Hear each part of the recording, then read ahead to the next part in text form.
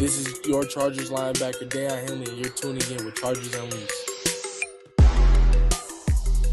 Welcome to another edition of Chargers Unleashed. Jake Hefner and Dan Wolkenstein here with you from the LAFB Network. If this is your first time tuning into the show, make sure to hit that like and subscribe button on YouTube. You can also follow us on Facebook, Twitter, Instagram, Spotify, and Apple Podcasts. Dan Wolkenstein. It's been a while since we have gotten a chance to say the words Wildcard weekend, but we have officially arrived. 2024-2025/playoffs have finally come for the Los Angeles Chargers as they travel to the Houston Texans this weekend for a pivotal, the first game of this year's playoffs, pivotal matchup for the Chargers heading into the Houston Texans this weekend. Lots to get into, lots to break down, so many storylines as it relates to this game, certain players coming back, latest injury news, what are the Chargers going to do to attack Houston's vaunted defense? How are they going to defend C.J. Stroud and Nico Collins and Joe Mixon?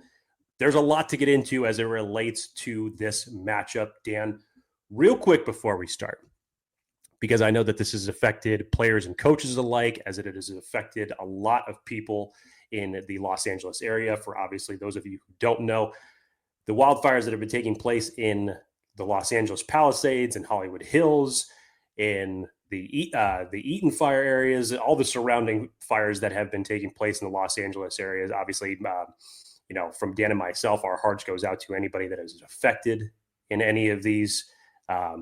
It's been a very difficult 36 hours for the Los Angeles County area and for all of those involved and affected. So our hearts go out to you. Dan, not to start off on a somber note, but how are you, sir? Oh, man. On that note, I know Chargers have kind of a donation thing going on that they are doing for their events leading up to Wildcard weekend. So if you guys want to donate, help out those in need from the fires, go to the Chargers website. I think they have it on Twitter. They talk about it. Transitioning to the game at hand from LA to Houston. I'm ready. I am hyped. We are talking playoff football for the Los Angeles Chargers in 2025. Tank season no more. We're not talking lottery pick, draft picks. We ain't talking NFL draft right now. We're not talking doink field goals to make us a 4 versus the 5 overall pick. No. We are talking 5th seed after clinching versus the vaunted Las Vegas Raiders. Chargers now face the Houston Texans, and Chargers fans are deservedly hyped. Chargers fans are not taking elevators this week. Chargers fans are taking the stairs. They're putting the carts back, got their lunch pails ready, and you hope that this Chargers team goes in and takes care of business. I ain't talking about next week. I'm talking about this week first. Get through this week versus the Houston Texans. The rest will take care of itself. Shout out to Semi Fajoko, by the way. Go get your hat. Semi Fajoko has it on X. No elevators for this Chargers team. They take the hard road. You get the easier quote-unquote matchup going against the Houston Texans, but there is no easy matchup in the playoffs any given Sunday. It's time for business. Season ended. New season starts. Chargers fans are going to witness Chargers playoff football under Jim Harbaugh in year one. In year one, Jake. Before we get to all of the fun, we got a ton of fun here. Voicemails galore from both last week's victory over the Raiders as well as going into this week's matchup versus the Texans. Jake, how are you feeling? Playoffs? Well, number one, playoffs, you feel great. 11-6. This was my record that I predicted for the Chargers before the season even began. Dan was at 10-7. Not to pat myself on the back whatsoever. Yes, it is. Yes, it is. Yes, it is. Go ahead.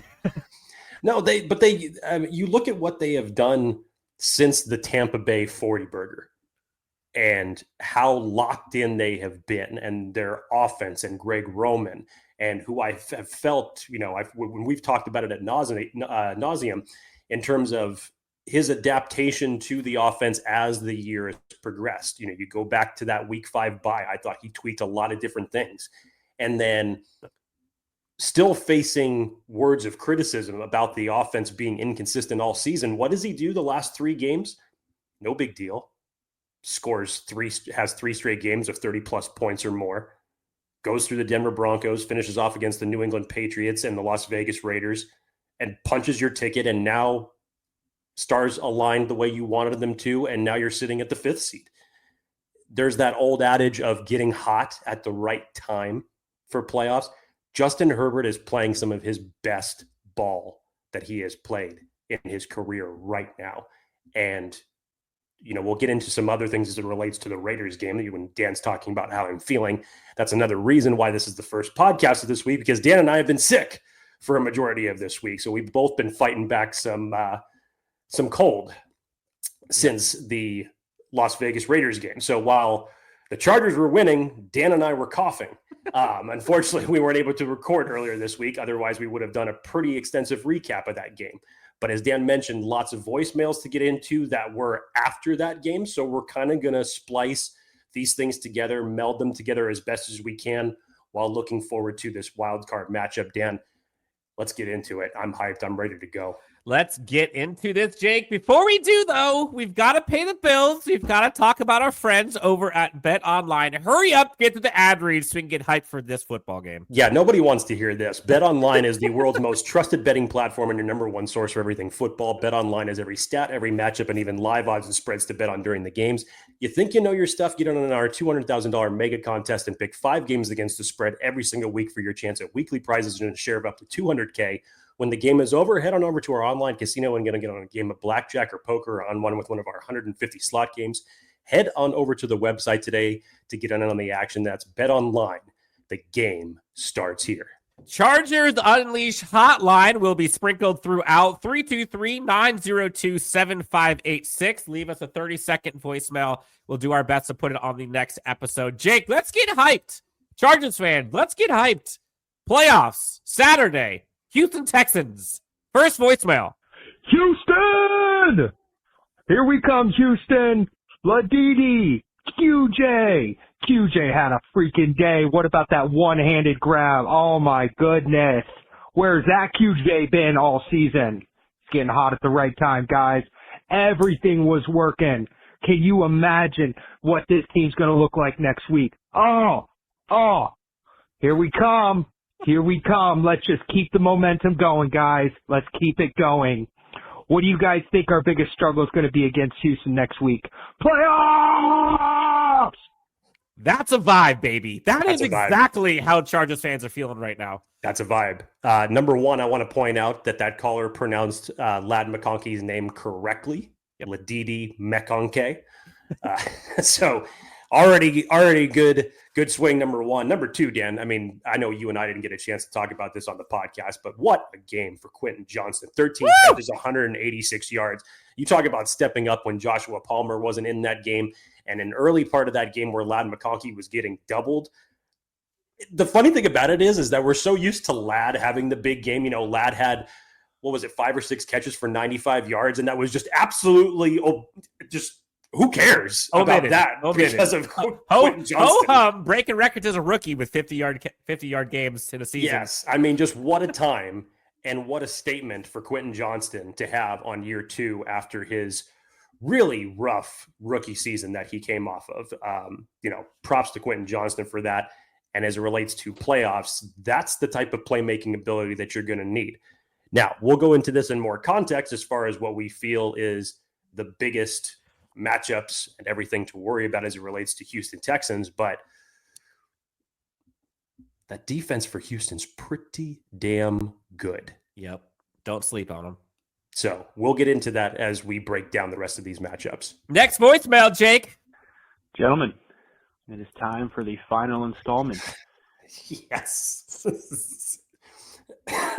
Pardon me. Still, that's me getting over this cough. Gentleman is, first of all, gentleman's one of my favorite words to use. And when talking to someone, I always try to do it with, I always use the words gentleman or sir. Just that's me. I like talking to people with respect. Where did that go for some people? But this always puts a smile on my face over the past 3 weeks when we have this call that starts with the word gentleman, because I know exactly where it's going. Instead of us doing a whole episode on the recap, we will instead have the final installment, quote unquote, which I have a feeling it might not be the final installment if the Chargers move on to the next week. But we'll see. Here is your Chargers recap, brought to you by Chargers Unleashed hotline of Chargers Recap. Today's episode theme, sluggish career day. Going into this game, we all spoke as if we knew the outcome was going to be. Chargers are going to play Houston in the Wildcard round. Oh, but they must first get through the Raiders. But they will get through the Raiders. I feel that the Chargers also felt that way. They started off playing quite sluggish.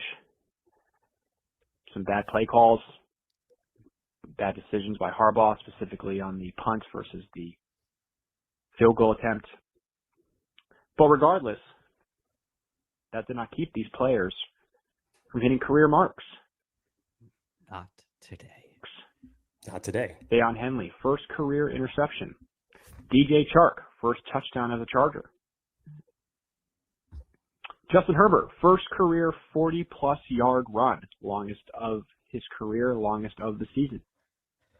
And of course, have a day QJ, first career game with over 150 yards, I believe, and 13 receptions? Monster. Seems like it took a while for these boys to wake up, but when they did, they showed us all why we have hope in them, why we believe that they could make some noise in the playoffs. But let this be a lesson to them and to all of us to not look ahead too much. I think we all did that here today, and we all have to admit that at moments, this game did give us a few scares. Houston is no team to bargain with. They have talented edge rushers, so the team must come ready to play. Glad you guys enjoyed my installments of the Chargers Recap. I'd be happy to give one after Wildcard Week. See? I knew it. And look forward to kicking it off again in the 2025 season. Go Chargers. The biggest thing about that, Dan, Texans are not to be underestimated. No, please don't. The national Rex Ryan narrative, saying that the Chargers are going to have a bye this week against the Texans. Look, I'm not sure if he's just up in the clouds over what his Baltimore Ravens did to the Texans a few weeks back. Nasty but one. That's, I'm sorry, an irresponsible statement. I see what they're doing. Like, they're setting this thing up to where if the Chargers win, they should have. If they lose, oh my gosh, the collapse. Right. As if that is remotely true. Look, Get out of here with that. Stop it. Yes. Like, it's not even the Chargers coming in with some type of arrogance like that. Jim Harbaugh would not allow them to. No way. And yet, you don't think that Houston's going to use this as motivation to go into this game? They're already home dogs. And now you're saying that the Chargers are basically coming in on a bye. This isn't the New York Giants. No. This isn't the Carolina Panthers. They won 10 games. This is not a team to underestimate or disrespect in any sense of the word. Nope. Maybe the caller is right, though. I hope that this was maybe a wake-up call, so to speak. Not that the Chargers were looking past the Raiders, which I don't think they were. But do not underestimate a team. Do not just go in there assuming you're going to win because you are the quote-unquote better team. Any team can win any given Sunday. The Bengals lost to the Patriots this season. The Bengals lost to the Patriots. So, miss me with that. Quick topic, Jake. Interesting news happened this week. Some people have been elevated. Window open. Simi Fehoko. Shout out. No elevators. Eli Apple. And then Ezekiel Elliott joins the Chargers. And Rashawn Slater scared no more, seemingly. Back at practice. Josh Palmer, heel, not practicing. Quentin, currently out with an illness, I believe. Lots of news on the roster front, but they've used their IR reinsert, if you will, ability. Simi Fehoko, Eli Apple seemingly back, along with Alohi Gilman and Rashawn Slater. Rashawn Slater, Joe Alt, huge for this upcoming game against those two edge rushers. What do you make of the flurry of moves this week? Well, the Simi Fehoko and Eli Apple ones are notable because if both of them end up playing on Sunday, that would officially be the two basically IR to returns that the Chargers can use for the playoffs. They cannot use any more. So the Marcus Mays, anybody assuming that an Asante Samuel Jr. return that would be possible, it would not be the case because you're only allowed to use two. So we'll see when the final announcements comes down if indeed both of them are going to play. As it stands right now, it looks like it's trending that direction. Now, Simi Fehoko definitely could use a player like him, especially as it relates to pass blocking and run blocking, because he's definitely good at that. And another outlet wide receiver that has the trust of Justin Herbert, you'd like to see that for just another option that you're going to need. Well, especially if there's no QJ or Josh Palmer, like they need bodies. Absolutely. Eli Apple's going to add a little bit more depth to that secondary unit that has been been in a constant rotation for several weeks now, whether we're talking at the corner or the safety position, and you need a little bit more help now with Elijah Molden being lost for the season. And then late Monday, Jordan Schultz breaks the news that Ezekiel Elliott is signing with the Chargers practice squad. And according to Jordan Schultz, there were better opportunities that were presented to Ezekiel Elliott, but the word was that he liked the fit better with Jim Harbaugh and Justin Herbert, as they are hopefully going to go on a playoff run here. I'll be interested to know whether or not he's going to be active for this game. He will, because Gus Edwards is coming back in. He's definitely going to be active. He's definitely going to be active. So if he's active, so I would assume then that it would probably mean Kamani Vidal would not, because Hassan Haskins has got a really good, whether it's special teams or whether he's been getting a handful of snaps with the offense as of late. I've really liked the way that they've utilized Hassan Haskins over the last couple of weeks since he stepped up, especially after that Denver game. So yeah, interesting stable of running backs that you could have available for you on Saturday, which is one of the few times that you've had your full stable of running backs, specifically J.K. Dobbins and Gus Edwards this year. What I hope is not lost sight of in all of this, and Jake, you and I have talked about this for years. How badly have we simply wanted this Chargers team to be healthy at the end of the season and to be playing its best football at the end of the season? Anything else, I like all of the storylines, all of the narratives, the fact that Jim Harbaugh and company in year one have this Chargers team playing their best football at the end of the season, winning 11 games in year one, 6 better than a year ago, and managing all of the health scares and injuries that have been real, that have plagued this team all season. All season, they have gone through crazy amounts of injuries. And they have weathered the storm, next man up mentality because of great coaching.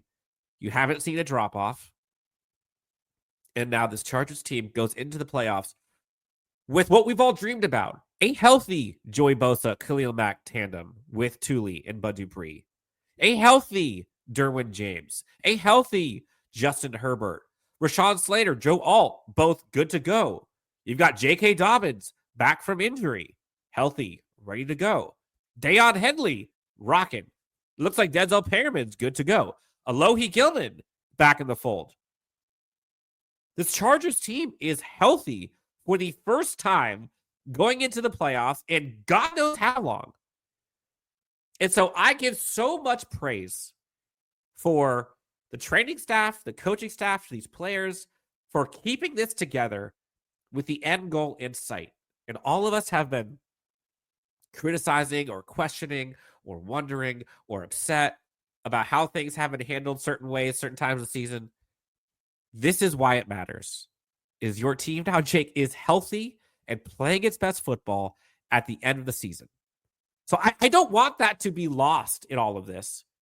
If this is the first time we get to watch this Chargers team as advertised, full complement of weapons in games that matter. How many times we talked about, like, oh, if only LT was healthy, if only Bosa was in this game, if only Rivers didn't have a torn ACL. Like, there's so many what ifs. Like, this is the time. The stars have aligned. Time for stars to shine. Everybody was worried about what would possibly happen in the Raiders game, including the man to my left. Oh, God. And seemingly they came out of it relatively unscathed, save for the Trey Pipkins situation with his oblique. But like you mentioned, Dan, it's the things that are overtaking it. Justin Herbert in the last 3 weeks has played his best ball of the season. Your health is there. These players that you needed to step up in certain situations have been there, even from guys that have come in off of guys being injured, namely Stone Smart and Hassan Haskins. Darius Davis almost had his third straight touchdown in 3 weeks if it wasn't negated for a penalty.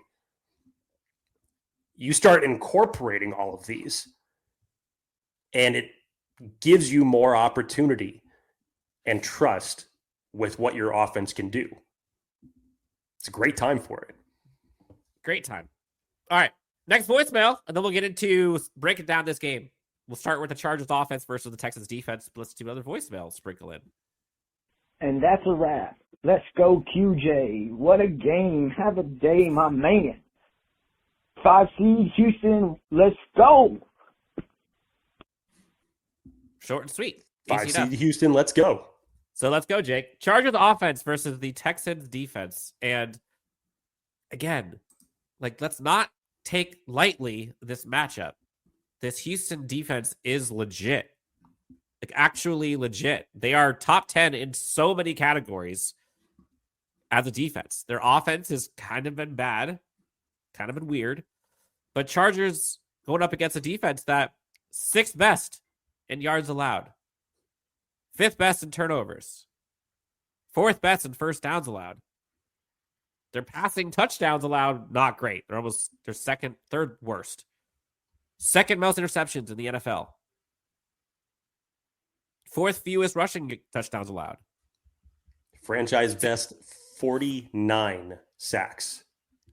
6th fewest passing yards allowed. So this Chargers offense is going up against a good Houston defense, led by 2 bona fide superstar edge rushers. Again, no better than the Chargers have played all season, but still good edge rushers, and Dylan Hunter, Will Anderson, and all-pro Derek Stingley in the secondary. Their secondary has been legit, and their edge rushers have been legit. No question about it. Thankfully, Jake, this Chargers offense has arguably the best tandem of tackles to protect Justin Herbert. So where do you want to start? What's the biggest narrative here of Chargers offense versus Houston's defense to you? It comes down to the trenches, Dan, because that's where everything's going to start. Because everything that you rattled off about Houston's defense is legitimate in terms of what they can do. That's going to be the strength for what obviously Justin Herbert is going to want to try to chip away at. Yes, you're going to still obviously incorporate the running game, but Justin Herbert and the pass catchers and Greg Roman scheming to get guys open like Ladd McConkey and QJ have been phenomenal. So I think when the Chargers have the ball, if you move it into the red zone, Dan, that's where the difference is. Because as much as we want to talk about how good Houston's defense is and what they allow per game and the sacks that they have per game, when it comes to the red zone, Texans defense is 27th in red zone defense. So when they allow opponents to get inside the 20, they allow them to score a majority of the time. So the Chargers have to make sure that when they enter that they're putting 7 on the boards and not 3s. Continue that trend for sure. Yes. So that's the biggest thing to worry about. For me, obviously, it always starts in the trenches. when you look at Danielle Hunter and when you look at Will Anderson, that combination, they have been absolutely lethal for Houston. So obviously having Rashawn Slater back for this game is paramount with Joe Alt on the bookend side. You hope that what you have found since the Denver game, again, you go back to that Denver game and you remember how vicious Denver is with their defensive line and how they are able to get after the quarterback. Since that game, build it from the Patriots game, build it from the Raiders game, this offensive line has started to find something in terms of offensive protection as it relates to Justin Herbert. You're going to need to find that type of magic between your starting five again this week against this pass rushing unit. It's not going to be easy whatsoever. It is going to be tough for what the Chargers have to go up against. And you look at the rest of that defensive unit on top of Anderson, on top of Hunter, Dan, where can you attack it? Well, you could definitely attack it in the middle. The bookends are what you have to worry about. But the middle of that defense, and this is where the running game may come into play and may be successful, is that if you can find the success that you can in the running game on first and second down, on early downs, and stay out of third and longs, you can nullify this pass rush in a big, big way. In a big, big way. So in a combination of making this more of a short field for Justin Herbert as you go down the field, much in the same type of way, you look at that first drive that the Chargers did coming out of halftime against the Raiders, where they basically took 8 minutes off the clock, and it was just a long, slow, progressive drive. Those are some of the type of drives that you're going to want against Houston. You can attack them up the middle with the run game in this particular type of situation. If you can hold Anderson and Hunter at bay, then you're going to be able to succeed dramatically in this game. Yeah. A couple things for me. One, I think you're spot on with the trenches. And for me, the single most important part of this entire game for this chart, for any side, doesn't matter. If Chargers can protect Justin Herbert, the Chargers will win. Period. End of story. You can take it to the bank. If Justin Herbert is protected and he's able to have time and or able to go play action, I trust Justin Herbert against any secondary. I don't care. I trust Ladidi against any quarterback, Stingling included. He is always open. But if Justin Herbert cannot deliver a football, Justin Herbert will not win you a football game. And so I trust Joe Alt and Rashawn Slater. Can they keep up the interior to give Justin Herbert enough time to cook? The single biggest storyline for me going into this game is going to be how jacked up Justin Herbert's jersey is by the end of this game. If Justin's clean, allspice, baby. We're good. If not, it's going to be tough. Now, how do you do that? One, you mentioned it. I think the run game is very, very important. I'm curious to see what happens with Zeke. I think he's going to be probably RB2, 3, maybe. I think he's big on pass protection for sure. So I take him over Kamani Vidal all day, pass protection. But if you can get the running game going, whether as a cause or effect, if you can spread them out, get the defense on their heels, then run it, or run it to allow for play action, all that, I don't care. If the running game is effective and makes them think, you're okay. If the Chargers offense is only Justin Herbert and they can just send the house, it's going to be a long day. And I know Houston Texans fans are sitting there saying, oh yeah, our secondary is legit. Derek Stingley is amazing. Put him on Lad and then we'll, neutralize that. No, you won't. I'm telling you right now. No, you won't. Lad McConkey will roast Stingley. And that's not so shot at Derek Stingley. I'm just saying he is a man beater. For as good as Stingley is, yes, you've already heard head coach D'Amico Ryans talk about how impossible Lad is. So there's no way that I can figure that throughout the course of this game that there are not two bodies on 15. If it's me, if I'm a Chargers fan, I'm hoping that Derek Stingley travels with Lad McConkey. Because do I think Stingley could neutralize any other Chargers receiver? Probably. But if you put him on Ladd, I'll take Ladd, and then everyone else is good to go. Protect Justin Herbert. You should be good. JK, Gus, if he could go, he's on the practice field. So Gus, if he could go, Zeke, if he could go, all three of them, just as important running the ball as they are protecting that quarterback. You mentioned Ladd. I'm curious because Derek Stingley, Lassiter, that you have for Houston secondary, who's also having a really good season. So good. Where do you think the focal point is going to be, given Houston's coverage? It's a good question. Is it going to be a little bit more of the Will Dissly Stone Smart show? If it was me, probably in the middle. I think Justin Herbert thrives using his tight ends, first off. But I also think over the middle is probably where you're going to see the most action, whether that's going to be deep shots, post, overs. You are playing with a little bit of poison on the outside with Derek Stingley and with Kamari Lassiter. Like, that's where they thrive. Middle of the field, though, I'm telling you. Short, outside, middle of the field, deep, and intermediate. You're good to go. I think this Chargers team could feast on the inside of this, to your point. Like, on the linebacking core, for sure. Tight end matchups, absolutely. Justin Herbert mobile, sign me up. But again, it's all about keeping Justin upright and healthy. If he is ready to rock, again, I'm not poo-pooing the Houston defense. I'm just saying, if they can keep Justin healthy and upright, I'll put this Chargers team against anyone.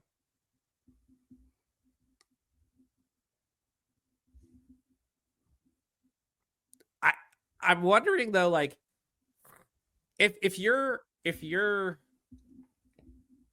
Chargers offense, if you're Greg Roman, like, what's the ace up your sleeve here? You saw DJ Chark get his first touchdown.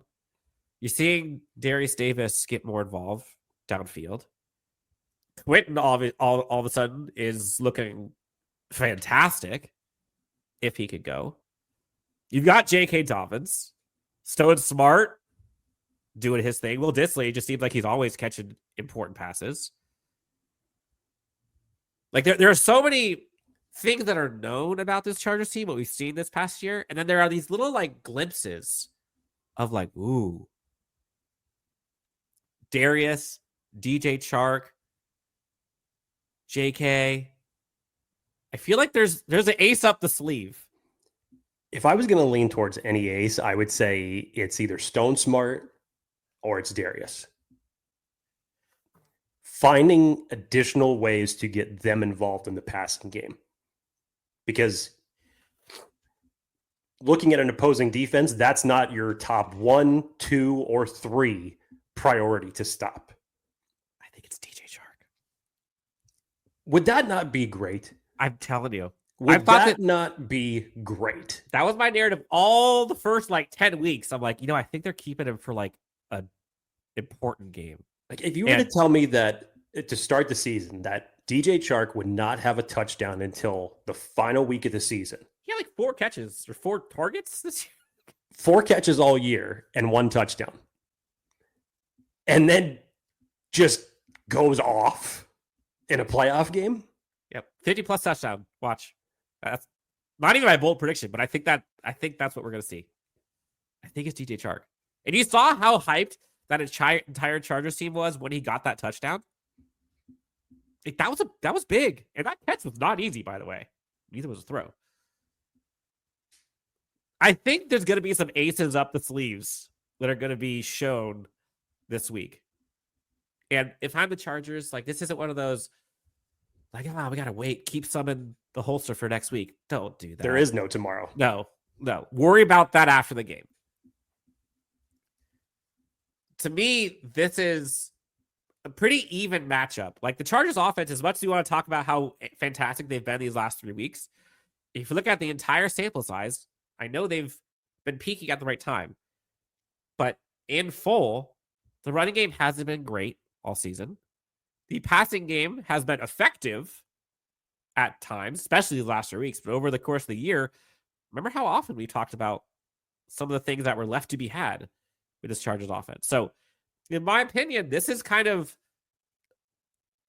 above average offense for Chargers versus a good Houston defense. But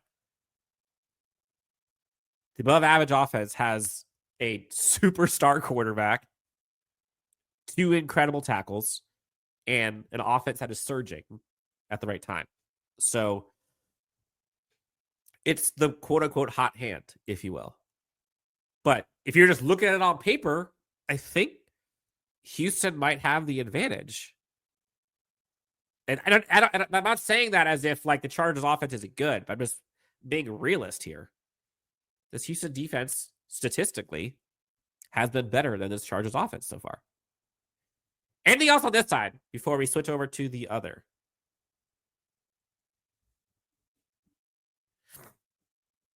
And by the way, we both sound ridiculous. I can't breathe out of my nose right now, so I sound like an absolute, take an octave down 3. That was a nice snort. And thank God for the mute button for me, because you could probably, if you're watching this, you could probably see me coughing off camera. But again, thank God for the mute button so that you guys don't have to hear that. No, Dan, everything as it relates to offense and defense, I think we covered the big matchups as it relates to this. Let's flip it on over to the Chargers defense and what they're going to do against CJ Stroud. Yeah, and this is in my opinion where I think you're going to see so many fun storylines. And I've said this a few times before, but I'll take Jesse Minter versus CJ Stroud. There are 4 or 5 quarterbacks where I'm like, oh gosh, or 4 or 5 offensive coordinators that I'm like, oh no, this is tough. I'll take Jesse Minter in this one. And we talk about, since that buzzsaw game against the Bucks, so many narratives were like, okay, there is a response that's required here. Will we see one? And resoundingly, yes, we have. This Houston Texans offense is kind of an enigma, because as much as you want to sit here and say Tank Dell, I don't really want to talk about it, is not playing in this game, which, Jake, you kind of jinxed that one, by the way. A couple weeks ago when you said, Jay, you said, Danny, do you realize that the Chargers could be playing and going up against Tank Dell? And imagine if Tank Dell, like Zay Flowers did to me last year, Tank Dell's not playing. Stephon Diggs not playing. CJ Stroud has not been 2023 CJ Stroud, but he's still in there somewhere. Nico Collins is a dude, and he scares the shit out of me. I'm not fronting. Like, that's the one guy that scares me. Joe Mixon should scare you too. Hell of a running back. But I think it was Tyler Shoon from Guilty as Charged. Did you see the stat of how many completions and yards collective tight ends have gotten this year? Between Derwin and Daiyan Henley. It's pretty damn good. They have been absolute eliminators. And so, like Dalton Schultz, I don't see that all of a sudden going crazy. I'm curious to see who is on Nico Collins. We got Cam Hart and you've got Christian Fulton. That'll be an interesting matchup. You also got Dean Leonard out there. But you know how hungry. You want to know how hungry I am? I'll show you. Remember that quote from 2 years ago? Joey Bosa and Khalil Mack have been itching for this since Mack has gotten here, and they have never had this opportunity. This is why he came, to have this opportunity with Derwin James and company, now with Daiyan Henley. I think this game, you're going to see an absolute tandem of madmen with those two edge rushers. And this is where you say, let her rip. Go. You may have seen them on snap counts and trying to make sure they're managing health. Not anymore. You know how bad this Chargers edge rusher duo wants to get out there and just absolutely go nuts. And I trust them. And I trust Jesse Minter to get that defense ready to go. There are so many guys on this Chargers defense who are so damn hungry. That's what I'm excited for, is they know the task at hand. Derwin James talked about it last week about this is the brand of football. This is who we are. This is our brand. What better opportunity than this? I can't tell you how excited I am for this side of the ball's matchup.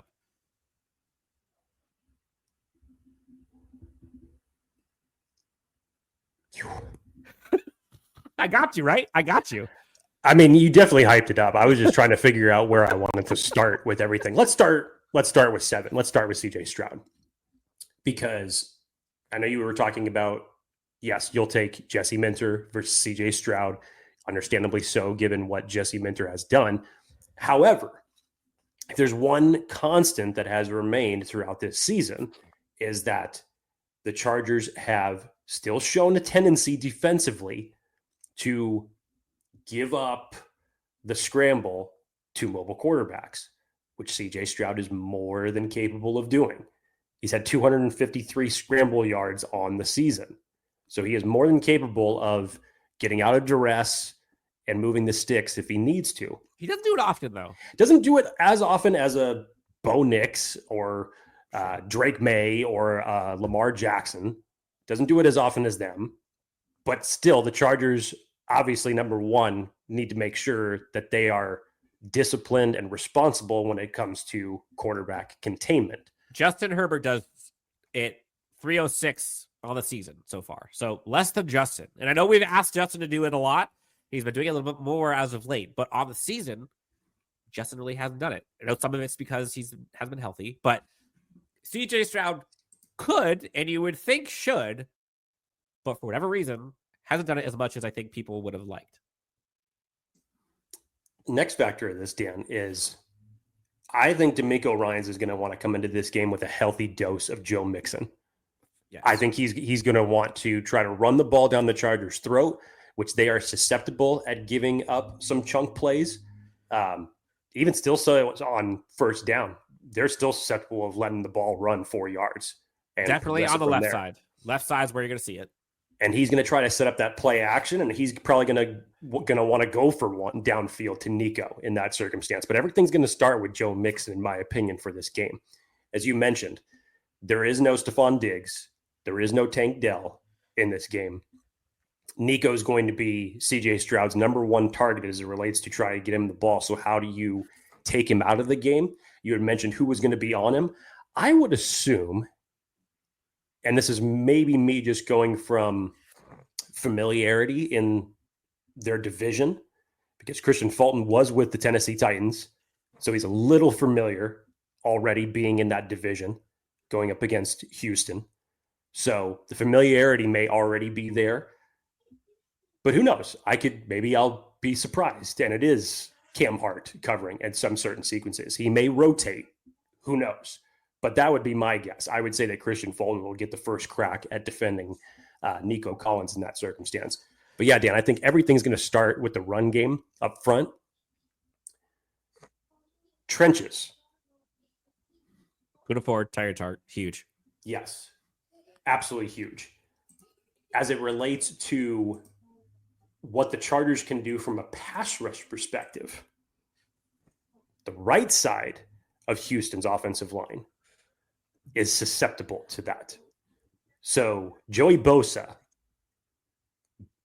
lining up against their right tackle. Tuli. If it's Tuli as well, could make some noise. That right side is a little bit iffy of their offensive line.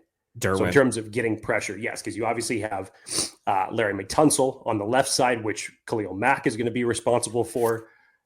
But you need to find ways to generate pressure. And Dan, maybe it is fortuitous, because if there's one thing to say about last week's matchup against the Raiders, I was actually surprised the lack of pressure that the Chargers were able to put on Aiden O'Connell until late in that game. Even in terms of not necessarily registering, quote unquote, the number of sacks that maybe we would have thought, they were still hitting him. I think it's Titus Howard is the other tackle for the Texans, who's get up something like 35 pressures or something. Like, it's insane. So, as I said, I think it's a little bit fortuitous that maybe the Chargers pass rush did not have the type of game, the type of game that they were wanting to have last week. Give you a little bit more juice and motivation going into this game against Houston.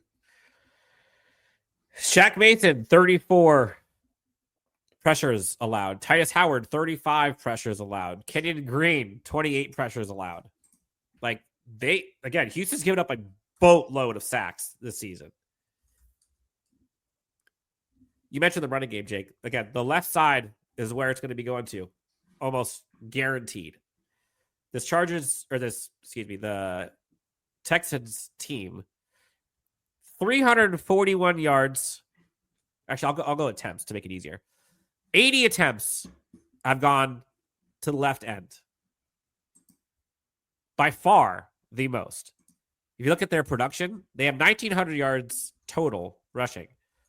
340 of them have gone to the left end.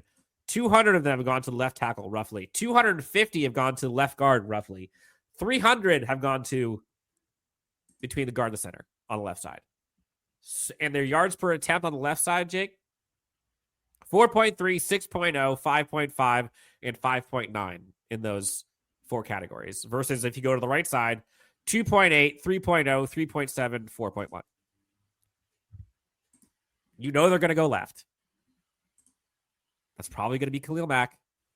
But again, Puna Ford, Tyler Tart, Daiyan Henley, Denzel Perryman, hopefully. Those are big. CJ Stroud. If you want to know what he's going to do, most of his production comes middle of the field, short intermediate. Remember this. Middle of the field, short intermediate. He has 73 passing attempts between 10 and 20 yards in the middle of the field. 73 in the middle versus 39 on the right versus just 15 on the left. In the short game, 94 pass attempts in the middle of the field between 0 and 10 yards. 71 on the right, just 48 on the left. Production, though, what matters most? Between 10 and 20 yards, middle of the field, he's got 119.1 quarterback rating, 6 touchdowns, 2 interceptions, over 800 yards. That's where he feasts. Middle right, 25 of 39, 2 touchdowns, 112 passer rating. Everywhere else, if you want to be scared of anything going deep for this team, it's if he goes left. 9 of 16 for 314 yards and 121 rating, 20 plus going left. Middle and right, though, terrible. Combined, he's 11 for 46 on throws, 20 plus yards between the numbers or to the right, with an NFL rating of roughly 54, with 3 touchdowns and 6 interceptions. So, big time play for Derwin, for Daiyan in the middle of the field. This is huge. Curious to see who ends up as the nickel. Will it be not Justi Taylor? Will it be Tarheeb Still? I don't know. If you can keep the middle of the field underneath locked and deep left locked, that's your path for success. They run left, they throw middle, unless it's deep and that's left. So how do you prepare for that? Again, that's the deep left part. That's the part that scares me because that is the part that has Nico Collins. Mm-hmm. And we've seen Christian Fulton get beat as of late. We've also seen Cam Hart look really good. Dean Leonard also, big body. I can see him being utilized a little bit here. So given all that, I think the middle of the field, I think you're okay with. You've got Derwin, Daiyan, that helps with tight end. Middle of the field area, Daiyan is so good at coverage. Running game, if you get Denzel Perryman back, Huge. you feel good about your edge rushers who are good at both two-way games, run and pass. Buddha Fort, Tyre Tart, Unsung Heroes, Morgan Fox. Like, you feel good about those. The part that scares me is the deep part. And I hope, to me, it's like if they could, if someone just told me they could eliminate the deep shot, Chargers win. Chargers win. It's a big if, though. You might take a look at what Jakobi Meyers did to you last week. Yes. And take a few notes from that. And obviously, I don't think that in anybody's mind that you would say that Jakobi Meyers is on the same level as Nico Collins right now. And still, Jakobi Meyers did what he did to you last week. So maybe that's something that Jesse Minter is taking into account. And whatever way that you could do to eliminate some of those deep shots, whether that means dropping Alohi in deep coverage to put another body back there with Christian to give him extra support, whatever it takes, do whatever you can to nullify those deep shot opportunities. Underneath, those are going to happen. He's going to get his. You're not going to completely blanket Nico Collins out of this game. That's just impossible. Tackle. Yes. Tackling. We have seen games where Nico Collins has definitely been limited. That's what you're going for. That's what you need to take place. You mentioned Denzel coming back. Again, I think that Joe Mixon is really going to be the gas that's going to make this engine go. And I think that's going to be the heavy game plan of DeMeco Ryans in this offensively for the Texans to get these things started. So you get your best run tackling linebacker back in this game. It'd be a great time for it to happen. 100%. Dan, as we continue to transition out of this, a little bit of breaking news. Sidebar. Tom Telesco is not returning to the Las Vegas Raiders. Speaking of FTR. This is from Diana Rossini, and I pulled this tweet up specifically because I felt that this was a little bit resounding as it relates to the Chargers case. Here it is. From Diana Rossini on Twitter. From what I was told, Telesco was fired mostly because ownership seems to prefer having the general manager and head coach more connected, like a cohesive partnership, rather than something that feels more arranged or forced. Brady has a lot of influence in Las Vegas. Who would have thought? I'm telling you, Raiders Nation. What a noble concept that one is. And Raiders fans are going through their feelings. The amount of mental gymnastics that they have had to go through from the beginning of the season to the end of the season of why Tom Telesco is a great GM and why Antonio Pierce is better than a one Jim Harbaugh. To then see what transpires throughout the season. Then Jim Harbaugh does what he does. Antonio Pierce ends up getting fired after people are saying he should stay. Then, well, first he's going to stay. Everyone's excited. Then he gets fired. And then we're sitting here, Chargers fans are all clowning him, saying, I told you, Jim Harbaugh versus Jim. And then everyone's like, all right, well, Tom Telesco's still a great GM. Look at all those pieces that he drafted for you guys over in LA. And then Telesco gets fired. And now Raiders fans are sitting there like, they have spoken out of every single side of their mouth possible right now. Just stop talking. Dan, you can't write the arc for this any better. We thought it was good enough going back to the 63-21. You know, that was the moment that got Brandon Staley out, that got Tom Telesco out of the Chargers. Then in the offseason, 63-21. Then in the offseason, the Raiders hire the very GM that the Raiders kicked the crap out of just a few days before. Oh, this is so good. But then, Dan, the last game that Tom Telesco was the GM of the Raiders on was against the Chargers? You can't write this stuff. This is full circle. If I'm a Chargers fan, every time I see a Raiders fan, I'm saying 63-21. Every time. 63-21. Thank you. Everything. Thank you so much. Thank you. And then, you're right. The fact that he got fired, he being Tom Telesco, again, I know this is a grown man, human, like, I feel bad, but just on his face, he gets fired back-to-back seasons going up against the team that Look up irony in the dictionary and tell me that there's not one better than that. Whoa.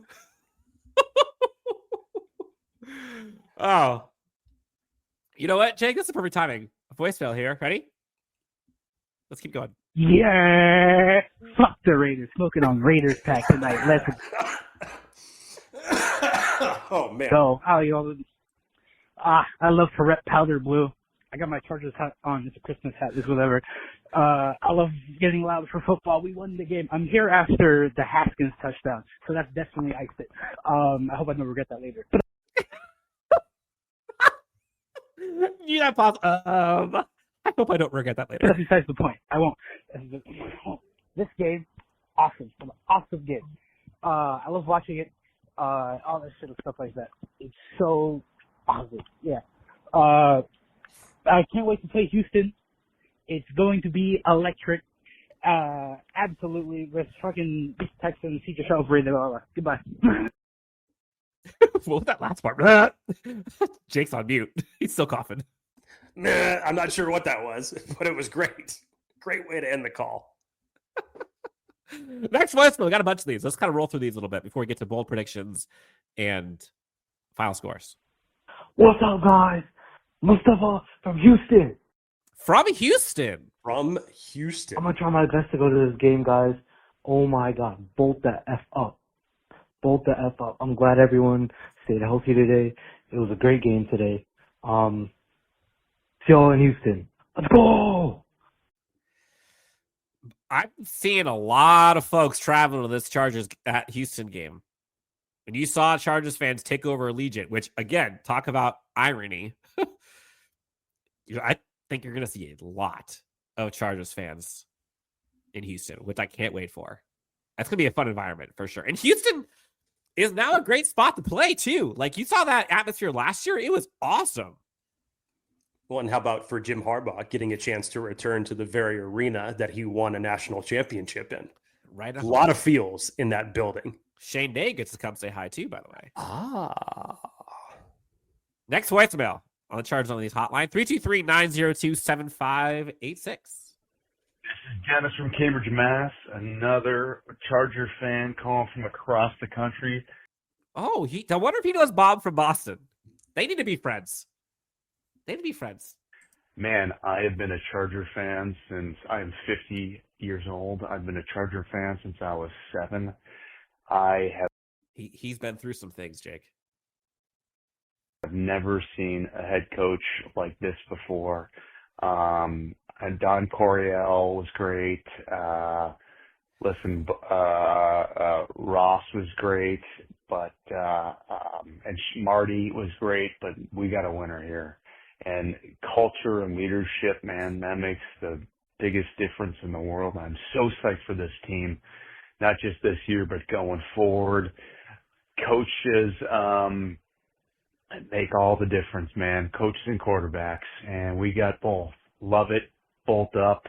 Let's get to the next round. Let's take out KC and KC and make this year count, baby. Come on. You've got Jake on mute still. No, I was taking a deep breath because that last part that he was talking about. Oh, see, I don't want to get there, Jake, but imagine that euphoria. Exactly. I'm not overlooking the Houston Texans, but as I've been saying for weeks, this was the path that I wanted. Whatever opportunity was there in order to play the Kansas City Chiefs one more time. Do it. But first and foremost, win the damn game in Houston. Yep, we're getting to bold predictions and the final score predictions. Playoff edition. Let's get some more voicemails real quick. Guys, we finished last season with 5 wins. We had the 5th pick of the draft. Isn't that insane? And imagine the Chargers are this year. Again, not to pick on the Raiders because it's beating a dead horse at this point, but look at their season. They couldn't even tank correctly. They were in quarterback hunting mode. And all of a sudden now, they ain't getting one of those. They're looking at maybe we should get Aaron Rodgers. Kirk Cousins, come on down. The Chargers went from the 5th overall pick to 11 wins in the 5 seed. Number 5 overall to the number 5 seed in 1 year. Shout out 63-21. Pretty good. And then we go and finish the 5th seed overall in the AFC. If that's not a sign, I don't know what is. It's the Jim Harbaugh era, guys. Let's go to Houston. Let's win. And we may even have an opportunity to have a trip to Kansas City to knock them out of the playoffs. How sweet would that be? Let's go, guys. Here we go, playoffs. Yeah. I'm telling you, you could see it. You could taste it. What I don't want to see happen, what I'm so afraid of, Jake, is that playoff game against Jacksonville. I'm going to say it. Not that I'm worried about that comeback, all that kind of stuff, but remember how much we talked about Rashawn Slater? Just get back. He's 1 game away. Mike Williams, just get back 1 game away, and man, we're going to be killer. And a lot of people are already kind of talking about that next week, and it never happened. That's what I'm afraid of. Don't let that happen. But man, you could just sense it. You could feel it. It's like in the air. Phil Collins. This Chargers fan base, this Chargers team wants Kansas City so bad. You can feel it everywhere. Look, I'll save the rest of my Kansas City comments for later time once everything shakes itself out. But hypothetically, if it happens, you will not be able to air blast the smile off my face. No, permanent. I'm getting a tattoo. Smile right here. I can't. Next one, spell, Jake. What's up, gentlemen? Another gentleman. Tip of the cap. Great freaking win. 11-6, going to the playoffs. This is crazy. This is the vibe right now. 11-6, going to the playoffs. This is crazy. Quentin Johnston went from having no hands to having both hands, but only needing one of them to catch the ball. 186 yards on 13 catches. That's insane. If he continued to play like that throughout the rest of the playoffs with Ladd, that's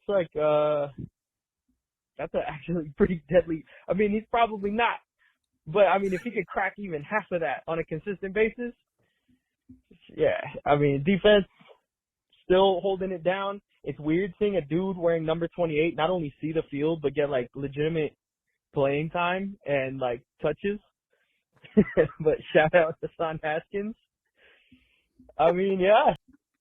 Jane, I think Spiller catches strays. Yeah, dude. Hopefully they run through the Texans and we got to play KC because I'm calling it now. I'm sensing the theme, Jake. I'm sensing the theme. QJ in the final seconds, walk-off touchdown. And we end 3-2. I'm going to call it right now. So, I don't know. We'll see. That's a bold prediction. Wow. Fast forwarding after a Chargers victory, he says. Not me, he says. And not only that, then you throw in an ode to Mike Williams with just a walk-off touchdown by from Quentin Johnston. And a win in Kansas City. Where have we come from? Who are we? What is happening? What is happening to us? All right, Jake, bold predictions and final score predictions. Let's kick this off. Friend of the show, Athir calls in. Bold prediction. Dan, Jake, this is Athir. I couldn't tell, Jake. Who is this? I have no idea. All you need to hear is the first two words. Yeah, must be a first-time caller. I love you. My bold prediction for Saturday. Ooh, let's play a game, Jake. What's he going to do? Yeah, what's your guess? Chargers fans in the chat, what do you think he's going to say? It's gonna be something crazy like it's gonna be something astronomical. Justin Herbert throws for 450 yards, 5 touchdowns, like that, or like Ladd McConkey has 335 on his own. Something like that. It's simple. Joey Bosa. Ooh, okay. It's now or never. Because of the meltdown that you had in the playoffs a couple of years ago. My bold prediction will be Bosa, 3 sacks, 2 forced fumbles, 7 tackles. Chargers will beat their ass 34-17. Whoa! Moving on to the divisional round. Whatever happened after that, it's all good. Let's go, baby. This is why we got Coach Harbaugh. Let's go! I like the redemption. Yeah, the arc, the Joey storyline. Bosa? Yeah. I like it. I like it a lot. And he and Harbaugh have talked about this. There's no way they haven't talked about this. Harbaugh, Mack, 100% have probably discussed this as far as this opportunity. And there not being a tomorrow with this group together. Mack said it. I like it. And Dan, even the score wasn't as outlandish as I thought it was going to be. A little outlandish. I mean, Chargers scored 40 something. Yeah, I mean, that's like 40-10 is kind of what I expected out of that. Okay. But no, he said 34-17. Not the most outlandish thing in the world. But no, I definitely think this is going to be a 1-score game at the end of the day, for sure. But I do like the Joey Bosa bold prediction. 3 sacks, 2 forced fumbles, 7 tackles. 7 tackles is tough. Yeah, I mean, maybe a little too much on that circumstance. I'll go with you. I'll go with you a little bit. I'll go 2 sacks for Joey Bosa. Okay. But I definitely like the Joey Bosa redemption arc, opportunity to empty the tank. Is that your bold prediction? I like that from Athir. I'll pick something different just to keep it interesting. Okay. Are you ready? No. So that's why you're going first. All right, let's do another voicemail while I think about it. Next voicemail, hotline, 323-902-7586. We got 4 more here before the end of the show. Hey. Cameron. Hey. Checking in from Winchester, man. Long-time listener, first-time voicemailer. Hey! Thank you for calling in, man. Can you believe it? This is crazy. 11 wins, 5 seed, playoff football talk. This is the Chargers team that I know can upset the Chiefs and stop the 3-peat. But we got to get past the Texans first. We got to get past the Texans first, please. Don't do this to me. Don't do this to us, Chargers. I don't even want to be here. I do not want to have an episode next week if this just crumbles. So that we can have all the capabilities of doing that. But I love the way that we're rolling into the playoffs right now. Herbert is looking like a top 3 quarterback in this league. The running game is looking a lot better. Jamari's going to be probably the starting right guard for this playoff run, and I'm excited for it. If we can just keep playing the defense that we've been playing, and Herbert keeps playing this top 3 quarterback ball, we're going to make a lot of people mad. And we're going to have to get all of the apologies that we've deserved from the years going on because everyone's acting like Herbert hasn't been this guy from day one. I just can't wait for it, man. Both of love you all. I love the rasp in his voice, by the way. Like, you could tell he's been through some things. Dan, we were talking about how hungry Joey Bosa and Khalil Mack are for this game, and rightfully so. What about the other guy? The other guy that specifically avoids the camera and doesn't talk about himself and is the selfless leader of this team. How much does it mean to Justin Herbert to get the first playoff win? I'm so glad you brought this up. I think he may want it more than anything in the world right now. And I think this team knows that. They talk about playing for each other and family. If I'm Jim Harbaugh and I think about like motivation, and everyone has their own motivation. Khalil Mack, Joey Bosa have theirs, but collectively, do it for Justin. Like that message behind the scenes, it won't come out ahead of time or publicly, but This dude has brought you this far. This dude has given you everything, as have you. People are talking shit. Let's do this for Justin. Justin, we're with you. You've carried us, carry us, and we're right there with you. We'll all put our capes on. That storyline, imagine the euphoria. Justin Herbert mentality. What's going through his mind as he kneels down to ice the game? Imagine that fist bump. Imagine pulling that down. Imagine that locker room. Derwin, what he's gone through, the arc he's had to deal with. Going from people calling him a wash to being defensive player of the month at an all-pro safety. Social media quarterback. Joey Bosa's washed. The tantrum. Khalil Mack's too old. J.K. Dobbins can't play anymore. Chargers receiving core sucks. Jim Harbaugh's too old. Like, there's so many storylines.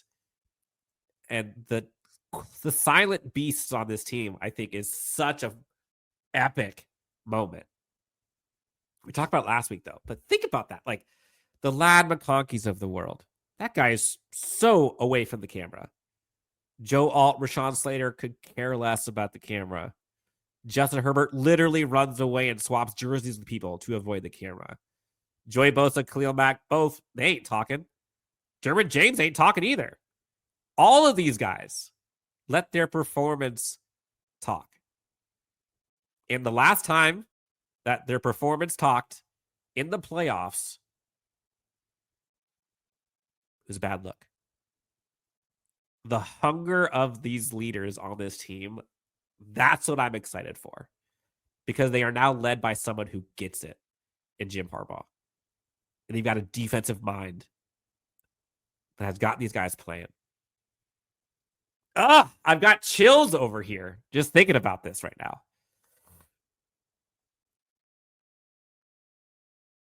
Bold prediction, Jake. You go first. Ass. I wasn't even thinking about mine during that whole that you were going on. Okay, let's see.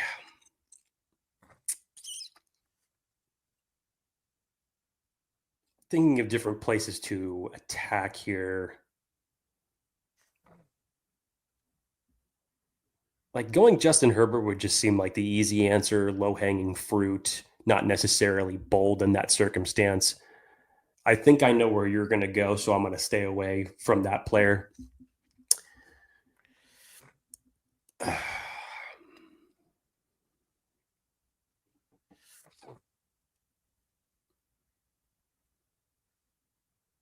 You know what, Dan?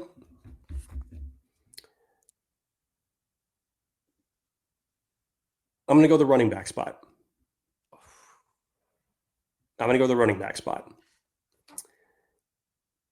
And I talked about how this Houston defense, that you can attack that middle part of their defensive line.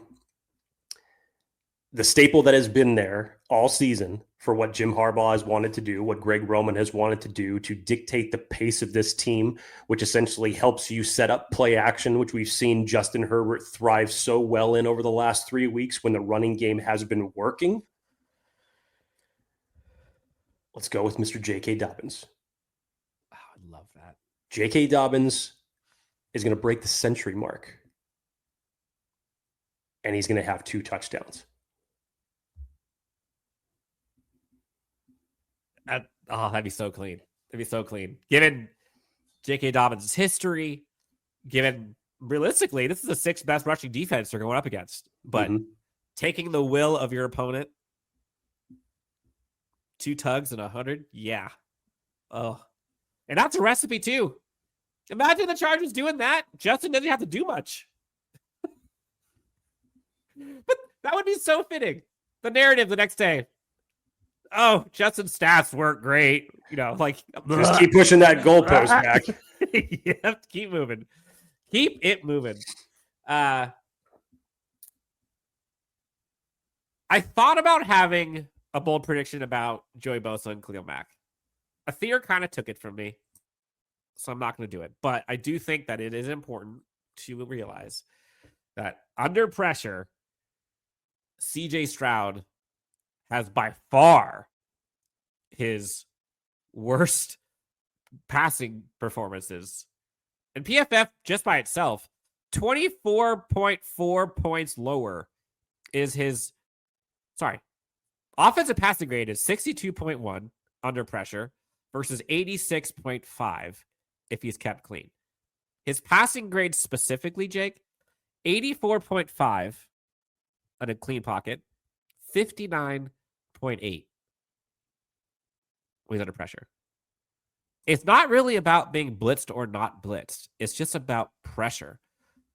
But either way, though, he's given it up for grabs. 12 interceptions this year. I was going to go Khalil Mack and Joey Bosa just because of all of that storyline and the redemption and all that stuff. But as I was sitting here talking about this, I'm going with Justin. I think you're going to see Justin go absolutely AWOL in this game. I think you're going to see him go Superman, Iron Man, give me every Avenger you have. You're going to see Justin just absolutely slay. Absolutely slay. 30th in touchdowns allowed is this Houston Texans defense. And I know they are 6th best in passing defense. I get it.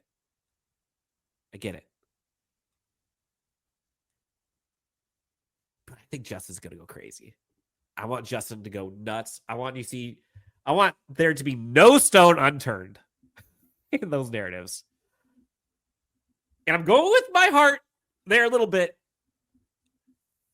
The bold prediction, Justin's got 4 total touchdowns. 1 on the ground, 3 in the air. I'll go 280 yards. 280, 4 touchdowns. Total. We've made it, Jake. Pessimistic Jake. Optimistic Dan. Roles reversed. And now I think both of us are kind of optimistic at this point. I think. Hell, you even had your villain arc for the majority of this season. Yep. Final score time. Let's listen to a couple voicemails. And that is time. Sir Dan, Sir Jake. Wow, Jake, you've rubbed off all these callers. Sir. I mean, I've never been, addressed in that type of royalty before, but, again, I talk to Dan all the time and saying, hello, sir. I talk to a lot of other people saying, hello, sir. Nice to meet you, sir. How are you, sir? But I like this. Feels nice. It is me, the faceless fan. I don't know if I've ever called in when the Chargers have won, but... Jake, kick your feet up. Mm-hmm. Let's listen to it. The Chargers have won, and they are 11-6. And listen, the greatest memory I have as a fan is the 2018-2019 season when we won against the Ravens in the playoffs. Seeing Melvin Gordon strip sack Lamar Jackson and Melvin Ingram sealing the game, even though we got fucking killed the next game. Just that is ingrained in my memory. Anyway, all I really have to say about the game is this. 13 receptions, 186 100 yards for Mr. Q Money. That is amazing. And one more thing. 18 carries, 63 yards. Mr. J.K. Dobbins got his $150,000 extra bonus on top of the $300,000. You were talking about that during the game. And shout out to Q Money, and shout out to Jay Herbo, and shout out to the whole team. Let's just carry this momentum into the postseason and at least get one win against these Houston Texans, please. That's all I ask. Anyway, yeah. Fuck them Raiders. Fuck. How to sneak that one in there? Bolt up, baby. Just give me one. That's all I'm asking for. Just give me one. Smoking that Raiders back, too. Oh man, the Raiders pack. I'm not sure if you've tried that brand, but it's it's pretty deadly. San Diego Sincere here. Houston, we have a problem. Just like that, we're going to the playoffs. We're building the momentum. And, let's get ready for one hell of a ride. Everything returns in full circle over a year ago. We get beat by the Raiders. We get blessed with Harbaugh. And here we are in return punching our ticket to Houston. So, let's play the time of possession game. Anything goes in the playoffs. Give us KC in the second round. And, let's run up the scoreboard. Let's go. Charger Nation, you guys deserve this. Let's get it. Dan, look, I'm not saying that I started something. I just personally had my own feelings on a certain playoff situation a few weeks ago that I wanted to see. But I'm really glad that everybody feels the same way. But let's just take care of business on Saturday first to get there. JT in Des Moines, Iowa. Redemption. Redemption for QJ, who was supposed to be in the bus. Redemption for Derwin James, who was supposed to be done after last year. Redemption for Daiyan Henley, who apparently Staley didn't believe in. Redemption for a bunch of castaways from the Titans and the Panthers, who weren't supposed to be anything, especially Elijah Molden Disley. Amazing. Redemption for Haskins, who's never done anything. And also today, frickin' DJ Chark, got a touchdown.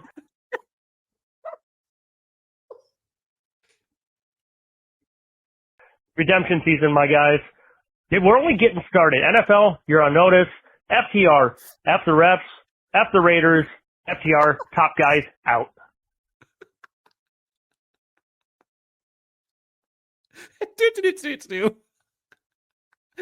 Chief on mute still. Sorry, I was saying redemption, spelled HERBERT. Redemption spelled FTR. Yes. Whatever it is, redemption's all over the place. 28 for not doing anything. Yeah, Daiyan Henley, man, same. First interception he got. The guy didn't start a single game last year. What are we doing? All right, Jake, final score. Here we go. Oh, God. Well, first of all, you should already know what your Chargers score is going to be because you have Justin Herbert throwing 4 touchdowns in this game. No, throwing 3, 4 total. Okay. So, so running one as well. Yep. Okay. Yep. Got it. So you're still at maybe 20. One. You're still at 28 at least for the Chargers score, unless you know Dicker's hitting something. Yeah. So okay. So at least we know you're that high. Yep.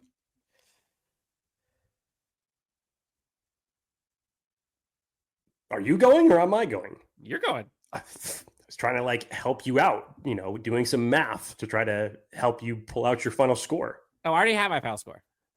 But I'm letting you go first. Like I said, it's not going to be as bold or high as Athir's score was, 34-17.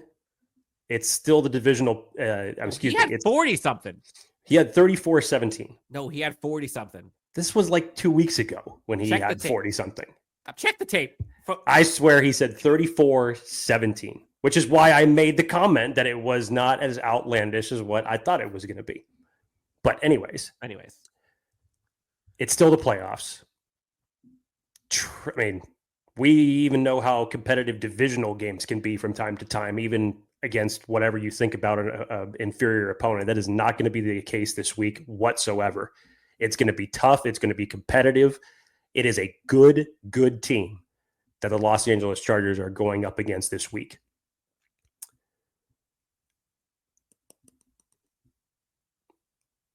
(24-20) Chargers. 24-20 Chargers. I like it. As you were talking, I went back and listened to the Athir voicemail. And I can't tell if he's saying 44 or 34. I heard 34. On brand for Aether, it's probably 44. But I will say with Aether, I'm going to say 34-20 Chargers. And I hope I am not setting myself up for absolute pain. But there is so much hunger on this Chargers team. When you talk about like who wants it more, I'm sure Houston wants it. Like, they're clearly. Definitely. And this isn't going to be easy. But there are some players on this Chargers team who have waited their entire life for this and have kind of been run through the mud a bit and have now come to the other side. They were cleansed a lot throughout the season, capping off with that Raiders victory. You heard Lohi Gilman talk about it post-game. This is next level, though. The season has ended. Their next season has begun. I'm so excited for this. I don't know how I'm going to be able to contain myself once Saturday and around 1 o'clock comes. I'm a nervous wreck. But let's take on the mentality of this team, Jake. I ain't taking no elevators between now and Saturday. I'm taking the stairs. I'm doing the hard work. I'm folding the laundry. I'm making the bed. I'm cooking. I'm putting the dishes away. I'm going to the gym. I'm taking the hard road. This Chargers team has done it. I'm wearing the hat, damn it. Simi Fehoko. Shout out. Hashtag no elevators. Pull it down. Jake, anything else? This is the moment that we've been waiting all season for, Dan. I'm so effing nervous. Find the way to get back to the playoffs. That was the biggest conversation. One of the biggest reasons that the Chargers went out and hired Jim Harbaugh. You have done everything that you needed to do up until this point to get here. Do what must be done. As Emperor Palpatine would once say. Do what must be done and get it done. Just do it. As Nike would say. Jake, this has been fun. I'm nervous. I'm getting more and more nervous just talking about this right now. I hope I can breathe out of my nose by the time this Chargers game starts on Saturday.